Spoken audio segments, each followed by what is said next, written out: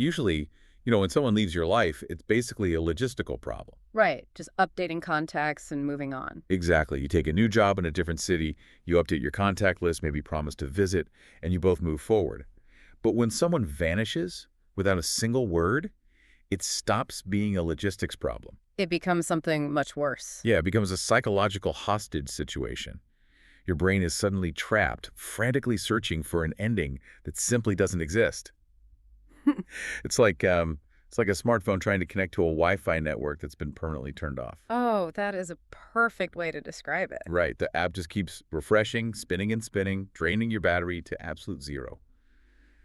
Because it is biologically programmed to look for a signal that is just never coming back. That invisible battery drain, I mean, that is exactly how unresolved emotional trauma functions. Because the human brain is fundamentally a prediction machine. It needs patterns. Yes, it relies on patterns, logic, completed narratives, really just to feel safe in the world. So when you are denied that final piece of data, the reason why someone walked away, the brain goes into overdrive trying to manufacture it. And it often turns against itself in the process. Well, today we are taking a sledgehammer to that spinning loading screen. We are exploring a profound 2025 book by Sumitra Manda titled In the Silence You Left Behind, written for the hearts that break in quiet. Such a powerful title. It really is. And to you, the listener, whether you are currently navigating this specific kind of loss, maybe trying to support a friend who is, or if you're just fascinated by the mechanics of human resilience, this deep dive is your roadmap. Absolutely. We're going to explore the underlying psychology of unresolved pain, completely dismantle the illusion of closure, and look at the exact mechanisms of how a person rebuilds when someone they love walks away without an explanation. And Manda's work is uniquely suited for this because it bridges the gap between raw emotion and psychological reality. The sources we have today, they blend poetry, prose, deeply personal reflection, but they function as a very clinical mirror. Yeah, they really do. It forces the reader to look at the mechanisms of their own grief when they've been left completely in the dark. Okay, let's unpack this, because treating this book just as a collection of beautiful poetry would be doing it a massive disservice. It's basically a survival guide for the unanswered questions of life. 100%. The text opens by addressing the modern phenomenon of being ghosted. And there is a highly specific Greek word Manda uses to anchor this particular brand of psychological torture. Right, the word is ligmos. Ligmos, okay. Yeah, and it translates roughly to hearts that break in quiet. Yeah. And that quietness is the defining characteristic that makes this trauma so insidious. I mean, think about it. When someone leaves loudly, let's say through a massive argument or a definitive sit-down breakup, there is noise. There's friction. You have something to push back against. Exactly. Your brain has data to react to. You have anger to process or flaws to analyze. But ligmos is about the deafening silence that follows when the person who knew your deepest secrets and your quiet fears just vanishes. The text has this incredibly vivid description of what this pain actually feels like in practice.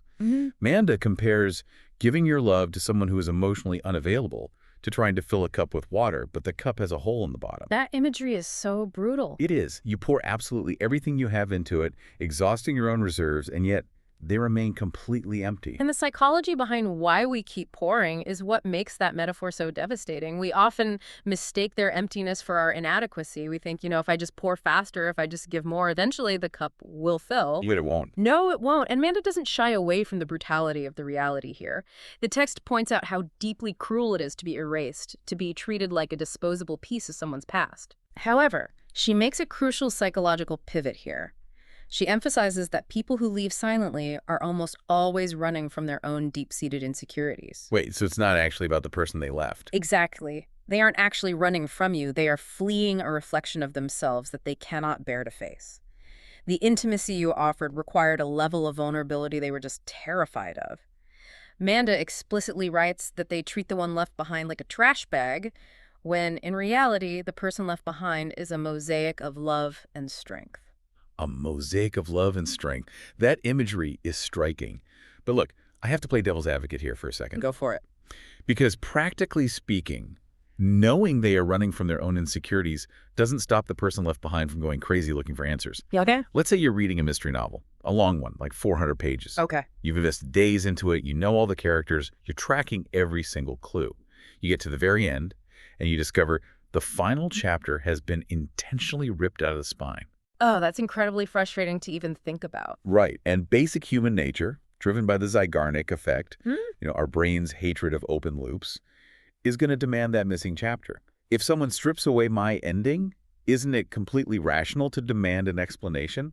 What's fascinating here is how Manda systematically dismantles that exact impulse. She acknowledges the biological drive for answers, that desperate feeling of looking in every corner for a reason to close the loop. Right. But she argues that demanding that missing chapter, begging for that final conversation, sending that multi-paragraph text into the void, it actually transfers all of your remaining autonomy over to them. You're giving them the power. Yes, you are handing them the pen to write your ending. Manda's core argument in this section is radical. She says the silence is the answer. Wow. Their conscious choice to not fight for the relationship, to let it slip away without a second thought, that provides all the data your brain actually needs to close the loop. I hear that, but I can imagine someone listening right now thinking that is incredibly infuriating. Telling me the silence is the answer feels like a philosophical cop-out when my brain is screaming for concrete closure. It feels like a cop-out until you examine the alternative. Yeah. I mean, if you rely on them to give you the missing chapter, you are permanently tethering your emotional regulation to someone who has already demonstrated they lack emotional maturity. That's a really good point. You are waiting for a ghost to hand you a map. By accepting the silence as the final chapter, you reclaim the narrative. The story didn't end because you weren't enough. It ended because they put the book down. And because we naturally fight so hard against accepting that silence, the mind pulls this incredibly destructive trick. Denied the final chapter by the other person, we try to rewrite the story by changing ourselves to fit what we imagine their narrative requires. That is cognitive dissonance in action. The brain encounters a senseless abandonment and finds it too terrifying to accept that life is just chaotic and people are unreliable. So it blames itself. Right, turns inward. It decides, the abandonment wasn't senseless, I was just the wrong shape. If I can change my shape, the outcome will change. There is this, there's this almost painfully relatable anecdote in the book that illustrates this self-erasure perfectly. Manda writes about sitting alone at a corner stall eating momos, those steamed dumplings. Yeah. And she explicitly states she despises momos. She hates the taste, she hates the texture, she hates everything about them. Can't stand them. Right. But she sits there forcing them down simply because the person who ghosted her loved them. She writes that she hopes, in some magical thinking sort of way, that eating them will somehow bridge the gap and bring the person back.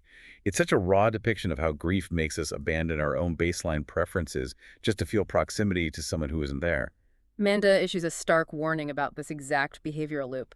She points out the quiet tragedy of changing yourself just to be loved. When we bend our boundaries, our preferences, and our values for someone else, we believe we're building a bridge to them. But we aren't. No, what actually happens is we dismantle our own foundation. We lose fundamental pieces of who we are. The book insists that the right love never asks you to carve away parts of yourself to fit into it. It requires you to be seen in your entirety. So what does this all mean for the mechanics of a relationship? I mean, we talk so much about compromise being the bedrock of a good partnership, but where is the line between healthy compromise and this toxic self-erasure? It's a fine line for a lot of people. To me, it feels like the difference between, say, updating your computer software to run faster versus trying to rewrite your own fundamental source code just so you can operate on a completely deprecated, broken operating system. Oh, that's brilliant. It might force it to boot up for a minute, but eventually the whole system crashes and you've corrupted your own hard drive in the process. Expanding on that system crash analogy, healthy compromise is about optimizing how two distinct operating systems interact. Self-erasure is trying to become the other system entirely. Manda traces this destructive urge back to a single psychological root: the human tendency to search for a home in other people. We use their validation as the mortar to fill our own empty gaps. Which never works out. No, because as she writes, home isn't a structure someone else can build for you. Home is the emotional baseline you have carried inside all along. It has to be found in the quiet moments when no one else is around, independent of anyone else's gaze. Which brings us to the most difficult transition in the healing process. If we realize that rewriting our source code will only destroy us, and we accept that we cannot outsource our sense of home to the person who walked away, how do we actually manufacture closure out of thin air? This is where Manda redefines the entire concept of closure. Her central thesis is a total paradigm shift. She argues that closure is not an apology they give you. It is the peace you cultivate within yourself when you finally stop waiting for that apology. That's powerful. To illustrate this, she uses the metaphor of trying to catch a butterfly in a garden.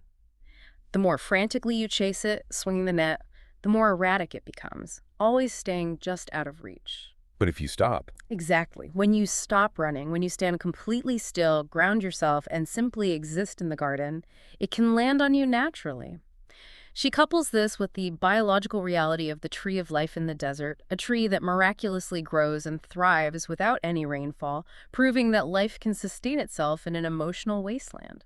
here's where it gets really interesting, though, because I have to challenge the mechanics of that butterfly metaphor. Okay, let's hear it. If I am standing perfectly still in the garden, and my stated goal is allowing the butterfly to come back, if meant to, aren't I secretly just encouraging myself to keep waiting? Isn't that a massive psychological trap? How do you mean? I mean, I'm just disguising my desperate waiting as Zen patience. I'm still just a person standing in a garden refusing to leave, hoping the butterfly notices me. Ah, I see. Well, if we connect this to the bigger picture of Manda's work, we have to correctly identify what the butterfly represents. The butterfly is not the person who ghosted you. Oh, The butterfly is your peace. It is your own sense of self-worth that fled when the trauma occurred. Standing still in the garden isn't about waiting for the person to return. It's about ceasing the frantic, external search for validation so that your own internal equilibrium can return to you. that completely changes the meaning. It does. And Manda clarifies this by dismantling the fantasy of their return with another metaphor about rain. She writes that the second rain doesn't make the soil fragrant. Meaning that even if they did come back, the environment has fundamentally changed. Precisely. If someone shattered your trust through silent abandonment, giving them another chance won't heal the fracture. You cannot simply pour water onto dead, salted soil and expect the original flowers to bloom. The ecosystem is dead. Right, you can't just undo it. Manda writes that you have to wait for a completely new season for the earth to bloom again. The standing still is about surviving the winter, not waiting for yesterday's weather to return. That distinction changes everything. The butterfly is the piece, not the person. So, understanding that closure is an internal, solo journey of regulating your own nervous system, we are led to the practical application of this survival guide. What does success actually look like? If healing isn't a cinematic reunion or a tearful apology, how does the brain signal that you have actually moved on? Well, Manda is highly pragmatic about the metrics of healing. She notes that moving on is rarely a sudden overnight revelation where the clouds part. It's never that easy. Right. Instead, she describes it as a series of micro-adaptations, subtle shifts in your neurology. It's walking down a specific street alone, a street heavily associated with their memory, and realizing the physical anxiety response in your chest didn't trigger. It just feels like a normal street again. Yes. It's hearing a song that used to flood you with cortisol and realizing it's just a collection of notes again. It's sitting at a cafe where the empty seat across from you doesn't feel like a void, just an empty chair. It's the gradual unlinking of environmental triggers from the trauma response. But there is a strange phenomenon that happens right at that moment. When the ache finally stops, a lot of people report feeling an intense wave of guilt. Like, if it doesn't hurt anymore, maybe the love wasn't real to begin with. Does Manda address that friction? She addresses it directly, and it's a vital part of the text. She tells the reader absolutely not to feel guilty for those moments of indifference. Because it's natural. Completely natural. The brain tricks us into thinking that pain is the only remaining connection we have to the person we lost. So letting go of the pain feels like letting go of the love, which induces guilt. But Manda reframes this. You aren't leaving the person behind when you heal. You are just carrying the memory differently. How does she explain that? You are moving it from the active threat center of your brain into the historical archive. To visualize this, she brings in the imagery of a cracked vase. Society dictates a cracked vase is compromised, it can't hold water, it's useless. But Manda suggests you aren't broken. Those cracks are simply showing the world exactly where the light gets in. The fracture becomes part of the architecture. It's neuroplasticity in action. People often describe grief like carrying a heavy backpack. Hmm. And the myth of healing is that one day you just take the backpack off and leave it on the side of the road. Which doesn't happen. Right. But based on what we are discussing, moving on isn't taking the backpack off. It's more like building up a tolerance to spicy food or developing calluses on your hands from lifting weights. I like that analogy. The friction of the metal bar hasn't changed. The weight is exactly the same. But your biology has adapted. You've grown the calluses, your muscles has synthesized new tissue, and what used to tear your hands apart is now just a baseline texture you can handle without bleeding.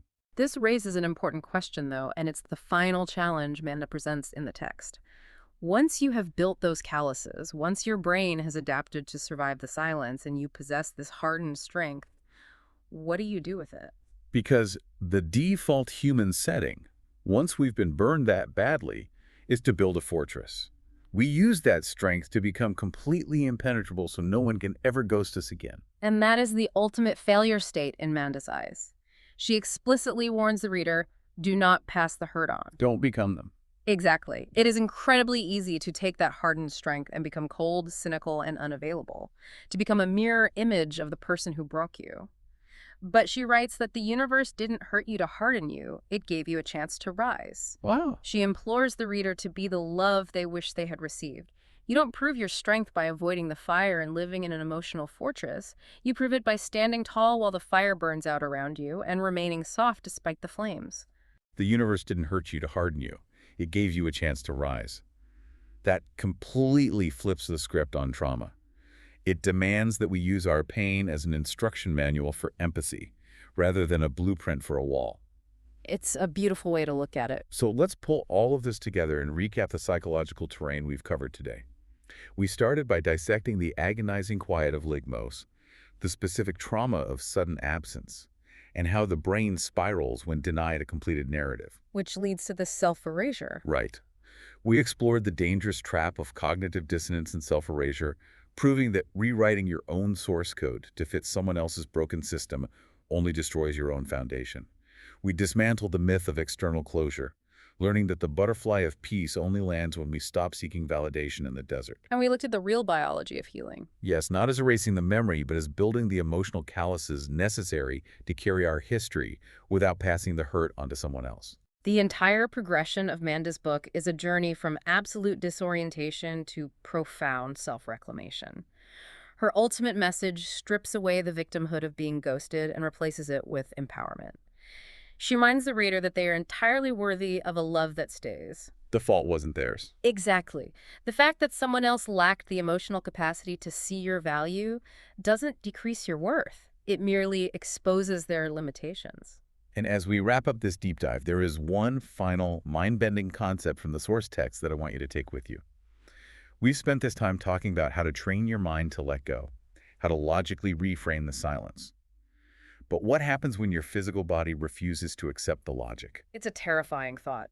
Manda points out the haunting reality of our digital habits, specifically predictive text. Oh, wow. Yeah. She writes, "My keyboard still remembers you. Every time my fingers brush the keys, it types your name, without me asking." That is just devastating. Think about the sheer weight of that for a moment. Consider the literal muscle memory of grief.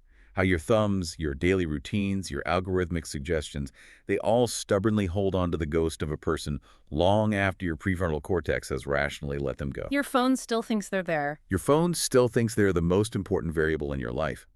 Making peace with those digital ghosts, those tiny automated reminders of a sudden absence, might just be the final, quietest step of healing. The psychological X-ray might never show a perfectly clean break, but eventually your hands will learn to type a completely new story.